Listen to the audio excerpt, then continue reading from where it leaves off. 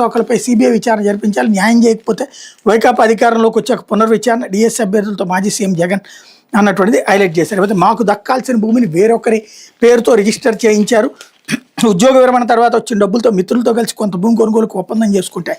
వైకాపా ఎమ్మెల్యేగా ఉన్నటువంటి బొల్లా బ్రహ్మనాయుడు ఆయన బంధువు పేరుతో రిజిస్ట్రేషన్ చేయించారని మాజీ సైనికుడు బొల్లినేని వెంకటరావు ఆరోపించారు. ఈ మేరకు ఆయన తనకు జరిగిన అన్యాయాన్ని వివరిస్తూ బుధవారం వీడియో విడుదల చేశారు.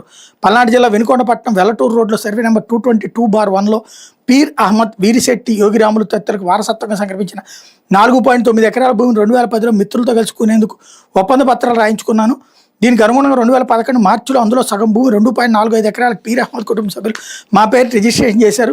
మిగిలిన భాగం అమ్మాల్సిన వ్యక్తులు చనిపోవడంతో వాడి వారసుల నుంచి బ్రహ్మనాయుడు తన బంధువు బొల్లా రమేష్తో కొనుగోలు చేయించారు. ఇది తెలిసి మేము ఒప్పందం చేసుకుని భూమిని ఇలా తీసుకోవడం న్యాయం కాదని విన్నవించిన పట్టించుకోకుండా వాళ్ళతో నాపై కేసు పెట్టించారు. పోలీసుల ద్వారా ఒత్తిడి తేవడంతో గత్యంతరలేక ఇచ్చిన భయానం సొమ్ము తీసుకుని ఒప్పంద పత్రాన్ని వాళ్ళకి ఇచ్చేశాను.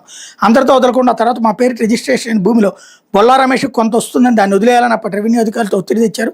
అందుకు నేను అంగీకరించలేదు. అప్పటి నుంచి ఇప్పటి వరకు ఈ అంశం పెండింగ్లో ఉంది. సర్వే చేసి మా పేరు రిజిస్టర్ అయిన మా భూమికి హద్దులు నిర్ణయించాలని కలెక్టర్ కార్యాలయంలో అర్జీ ఇచ్చాను అన్నటువంటి వార్తని హైలైట్ చేశారు. లేకపోతే